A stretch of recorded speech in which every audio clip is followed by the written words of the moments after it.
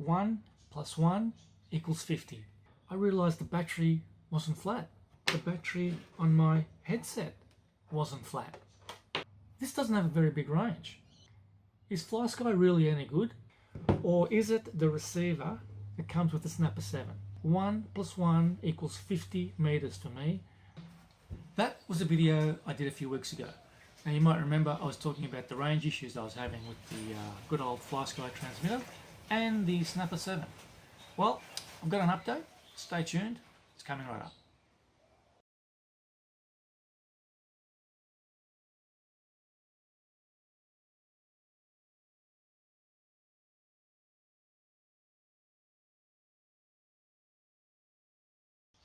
Hey guys, it's Rick from RickChatRC. How you going? So, I have an update regarding the range issues I was having with the FlySky transmitter and the Snapper 7. So if we recap for a moment, in my last video, you may or may not have seen it, I talked about how 1 plus 1 equals 50. And what I meant by that was that after about 50 meters, because I ended up doing the walk of range when my quad went down, you start to lose a VTX signal. At the time, I thought I was losing signal from my FlySky transmitter, and I thought either there was something wrong with this baby, or I thought there was something wrong with this baby. I thought it was either the receiver in this, or I thought it was just the entry-level transmitter of this type. Well, I'm happy to report that firstly, I want to say unequivocally, there is absolutely nothing wrong with this FlySky transmitter. Entry level it may be, but like I said in my other videos, 6-channel, 2 and 3 position switching, it's a beauty. There is nothing wrong with it at all. The other thing I want to mention is there's nothing wrong with the receiver in this quad either. Yes, it is a tiny whoop, but you can fly by line of sight, and you can fly it far away as long and as far as your own eyes can see. Now,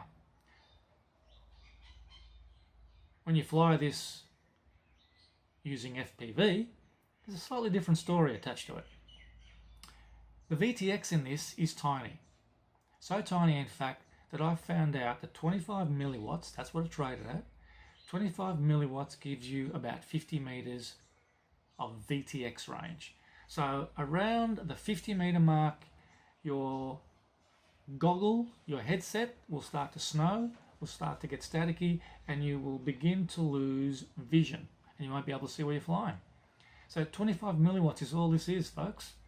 It looks like these tiny whoops are made for simply flying in close proximity to yourself.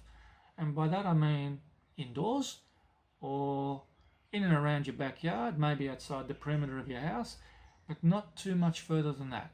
Now, I don't know if the technology is going to continue to change and that's going to improve. But what I don't understand currently is that you can get other versions of this in other brands which are 2S powerful. And as a 2S machine of this size, they are an absolute powerhouse. And guess what? The VTX transmitter in them is still only 25 milliwatts. So I don't know how you're supposed to go out to the park and fly one of these any further away than you did the last time. They're still only made to fly within close proximity. So you have all that extra power and you can't fly it any further. Well, maybe the technology will be changing, like I said. When I made the last video, I have to say I didn't get a lot of feedback on it, but the feedback that I did get from one individual, I got correctly. So a big shout out to that guy. Thank you for the reply, thank you for the feedback, it's helped me a lot, and I'm hoping I can help some others as well. 25 milliwatts, guys. 1 plus 1 equals 25 milliwatts, which equates to about 50 meters of VTX range. That's what these things can do. Yeah. Thanks for watching. Thanks for tuning in.